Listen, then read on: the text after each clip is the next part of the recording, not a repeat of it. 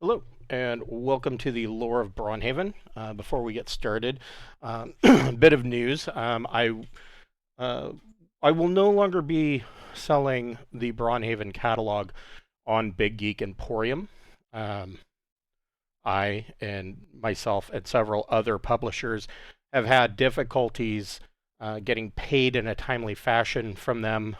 Communication with them is almost impossible. They do not respond to emails. They do not respond to direct messages on X. So I have opted to just remove them from the equation entirely. And I know how some of you feel about Drive-Thru RPG, um, but say what you will about them. I have never had a difficult time getting paid. I've always had good communication with them. In fact, when they do respond to me, it's from my own personal agent, and if he is going to be out of the office, he lets me know ahead of time. So Drive-Thru RPG has been really good to me. So that's where you'll be able to find the books presently and in the future.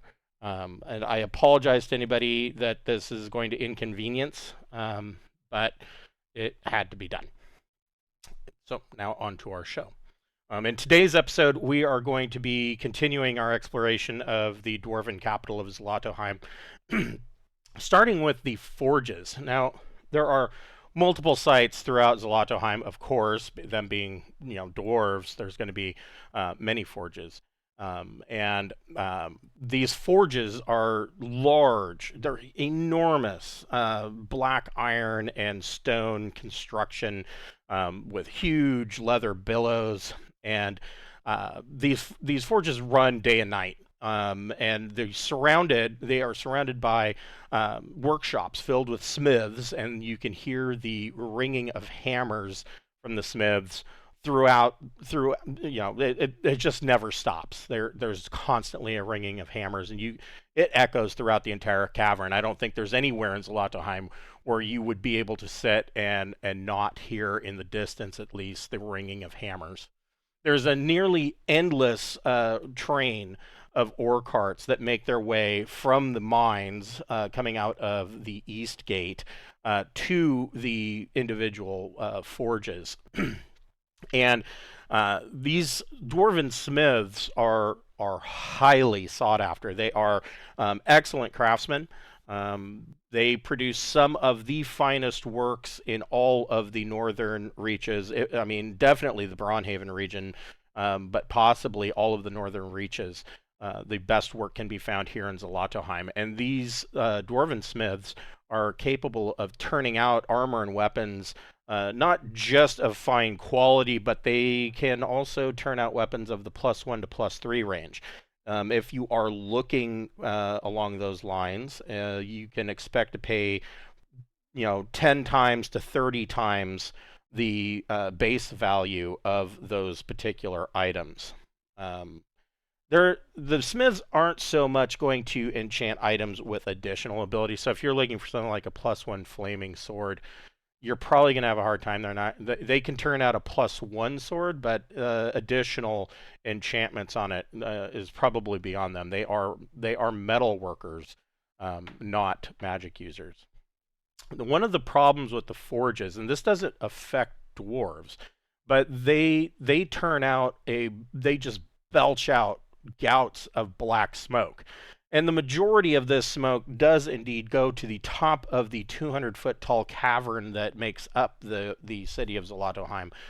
And it makes its way out through natural vents. But there's still enough in the city proper, especially around the forges, that those that journey here that are outsiders can develop a respiratory illness commonly referred to as black lung. The dwarves themselves are fairly immune to it.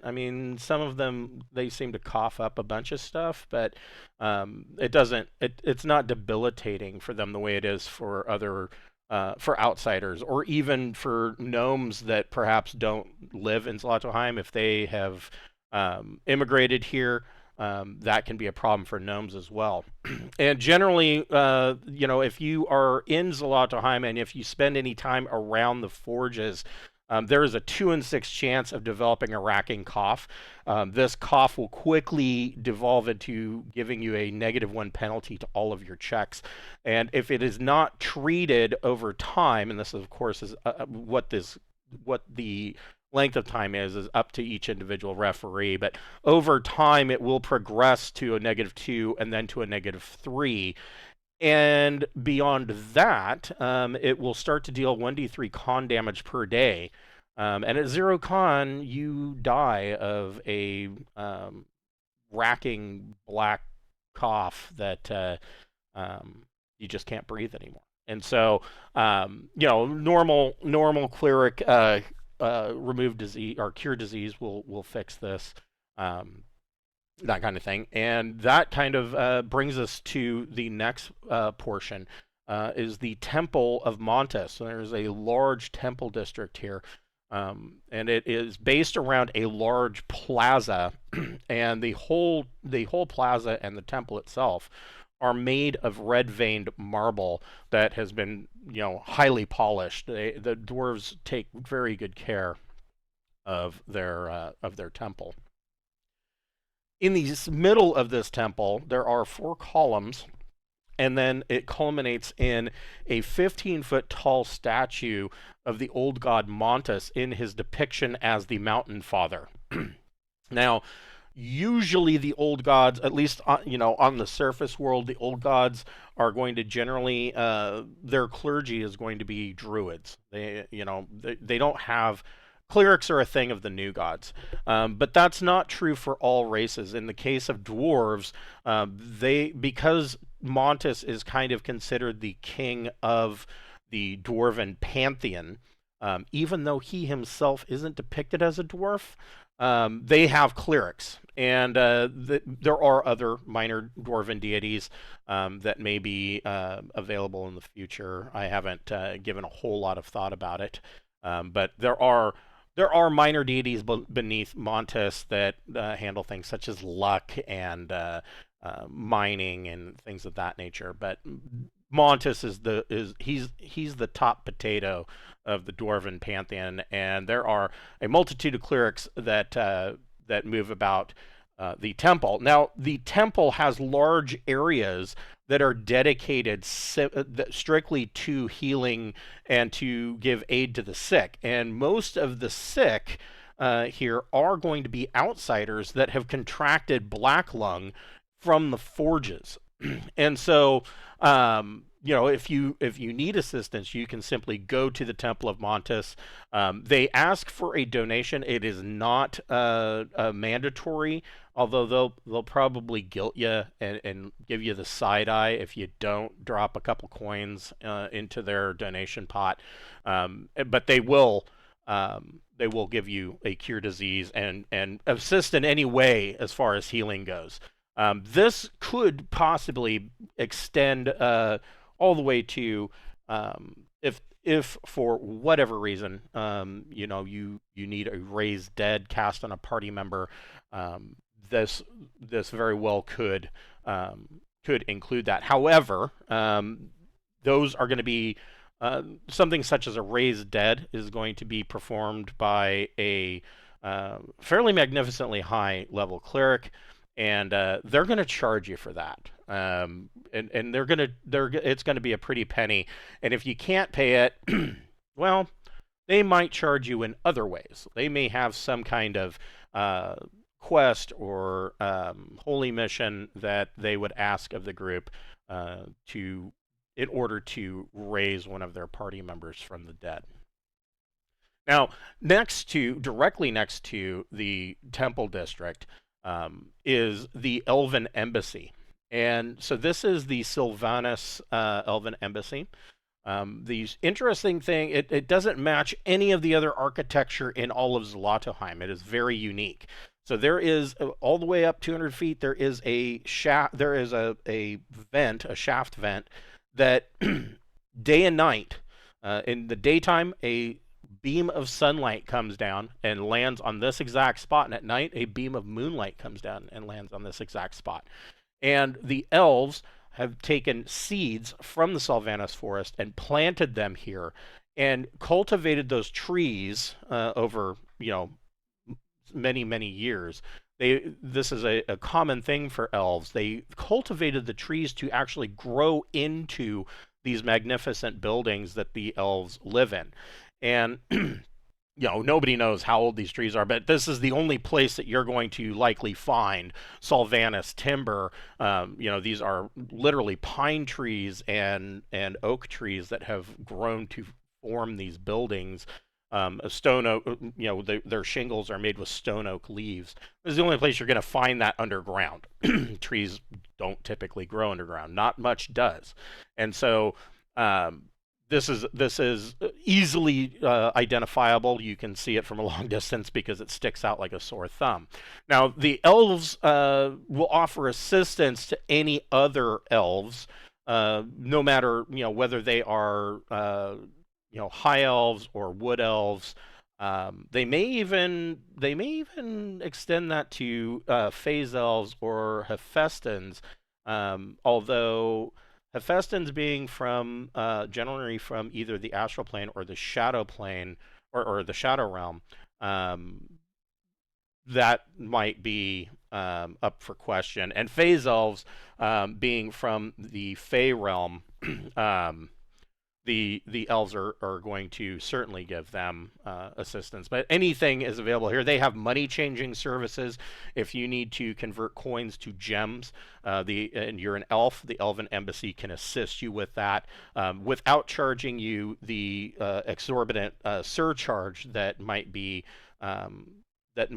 seen in other locations, such as the Grand Market. And if for whatever reason you're an elf and you have run afoul of the dwarves, which doesn't happen very often, but it can. It is a possibility. You can run to the Elven Embassy, and they will protect you as long as you are inside the walls. Now, that could be a problem because it's a bit of a distance between the Elven Embassy and the gates to get back out to the surface world. So. There's going to have to be some form of negotiation that's going to go on there. Directly across the street to the north of the Temple of Montus is Ston Castle. Now, this is the traditional hereditary home of Clan Ston, and it is the current home of King Kamin'Ston, who is, of course, the king of Zolotoheim. The Ston family, of course, has been the leaders of Zolotoheim for quite some time. The castle itself is made of 30-foot tall granite walls that are inlaid with electrum, many dwarvish designs, hammers, runes. And there are keep towers inside that are upwards of 60 feet tall for the central keep, and there are smaller towers upwards of 50 feet tall. And there is a 20-foot tall portcullis that leads in directly into the main keep. Now, this is the ultimate site of governance for the entire city of Zolotoheim. Not only the king and his court meet here, but his advisors and his advisory council meet here as well. And there is some court intrigue that goes on, but mostly the intrigue that takes place here is going to be between different guilds that are trying to vie for the king's attention or the advisory council's attention, trying to get a leg up over one of the other guilds, or trying to get a portion of tax money to assist in whatever project that they are currently enacting. And so there's not a whole lot of vile intrigue as it might be. The people, including the courtiers, are quite happy with King Kamin'Ston. The average person on the street is quite amenable to him. Now, King Kamin'Ston has been the king of Zolotoheim and the head of Clan Ston for around 135 years. But he is approaching 185 years of age, which means that even for a dwarf, he is in his twilight years, and he's attempting to continue to continue to forge on. He's forging on and continuing to operate without slowing down, and this has caused some concern within the advisory council for a couple of reasons. So the king is 185. He has no heir. Dwarves, as I've stated in the past, have a distinct issue with fertility, and they have very low birth rates. Most families, if they're lucky, they only have one child, and you're looking at about a 1 in 3 chance for families to, one out of every 3 families will have kids. Sometimes, I mean, very rarely they'll have more than one kid. But they have an extremely low birth rate, and this has, of course, hit the king and his queen, his wife. And at 185, I mean, even if he were even if he were still trying, and he's a dwarf, so he might still be trying, it's unlikely. It's just probably not going to happen. But he does seem to be pretty much a cantankerous old curmudgeon. He's got that dour, stoic, dwarven attitude. Everything is looked at in a pragmatic way, and he continues to rule in that manner. Now, the clan Ston has been the rulers of Zolotoheim for the past 600 years, and Kamin is really concerned about the fact that he doesn't have an heir to carry the line on, because when he dies, that's pretty much it. And at that point, the advisory council is going to then start, essentially, they're going to be looking to elect the head of another clan to take over the city, and this would be undesirable for Clan Ston. They have a lot tied up in this to lose that kind of rulership over the dwarven kingdoms, and especially over the jewel of the dwarven kingdoms of Zolotoheim would be a huge hit. And so King Kamin'Ston and his wife are attempting to they planted the earwig in the advisory council of the possibility of allowing for the king and any king or any dwarf to adopt outside of their clan a member into their clan and name them as their heir. Now, this is an extreme notion. Initially the advisory council was pretty up at arms at even having this brought up. Dwarves have a very, very powerful sense of honor and duty and family, and so the idea of bringing in an outsider, changing their name just because you can, and saying that they're now a part of your clan, and then naming them heir to possibly take over your entire clan bloodline, is that's just so far out the norm, and it's just not done. And so the king is over the past several years been bringing this up repeatedly and giving reasons why not, and he's slowly changing the minds of the advisory council, but he simply doesn't have the time.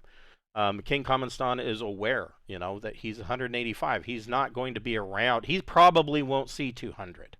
And so this is an issue, and as time moves forward, he's pushing harder and harder to do this, to the point where he may actually do it anyways and just name somebody.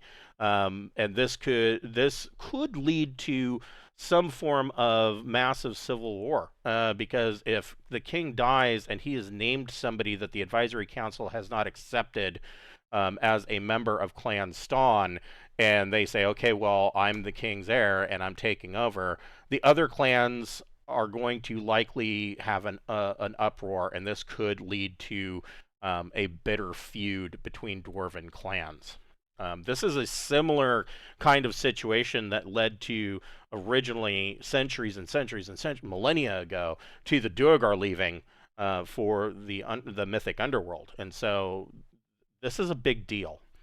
Um, he's pushing for this, and one of the people that does back the king in this idea is the Archbishop of the Temple of Montus, Madeline Hecatane.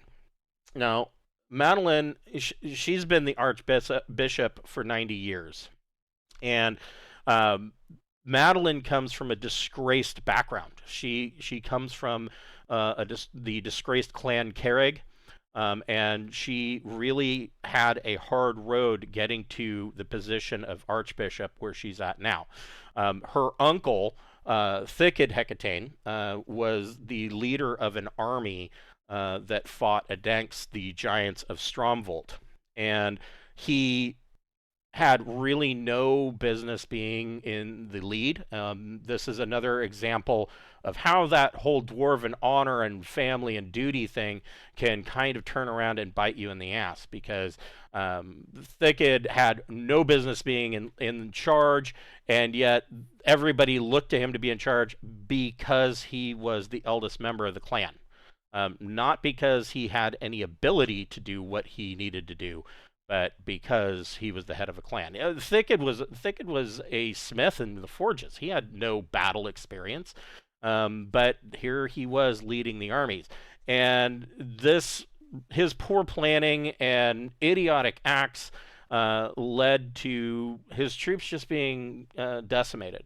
And he returned to Zolotoheim with his head hung in shame, and honor dictated that he take up the mantle of the Dwarven Slayer. Essentially, Dwarven Slayers, if you are familiar with Warhammer, it is the same kind of situation. He has been shamed. He has been dishonored. He dishonored not only himself but his family name, and so he is going to go out into the world and as a slayer, and essentially attempt to fight bigger and bigger and bigger threats until one finally kills him. But he can't just let him kill him. He has to fight them in honorable combat, and he's looking for a worthy adversary, is the idea of being a slayer. Now, then he turns around and he journeys into the underworld, presumably to meet his fate, find something big down there, maybe a beholder or something that's going to slay him and return his honor to the family. And he just disappeared for quite some time. It was later found out that Thicked had made his way all the way to the Duergar city of Felsencleft, and instead of seeking out honorable death in combat, he went native and started living with the Duergar. And this information got back to Zolotoheim finally, and Clan Carrig ended up having their name struck from all the records. All of their members were debased to be clanless, and that was the end of Clan Carrig. But Madeline, because she was clanless, she was a child at the time, she was sent to the Temple of Montus by her parents, essentially considered an orphan, although her parents were still alive.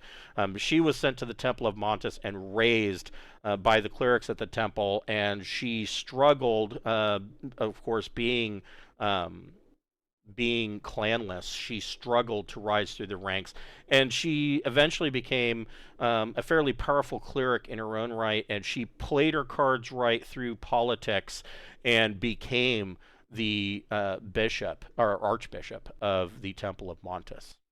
And so she backs King Kamin'Ston's idea And this, of course, the idea of her backing King Kamin'Ston's plan, of course, has its own political underpinnings because Madeline is probably going to try and do a tit for tat kind of political maneuver with the king, saying if you support or if I support you in the ability to adopt an outsider into your clan to further your line, you could repay me by reinstating Clan Carrig to their status and removing my family members from the ranks of the clan list and giving them back their name. And this would be a huge thing, and it has never been done before. And so, this would be an equal amount of things that are not done. It's equal on both sides. So I can see Madeline probably doing that as a political maneuver. So join us next time. We will finish out talking about the wealthier districts and the poorest of the districts next time on the Lore of Braunhaven. Thank you for watching.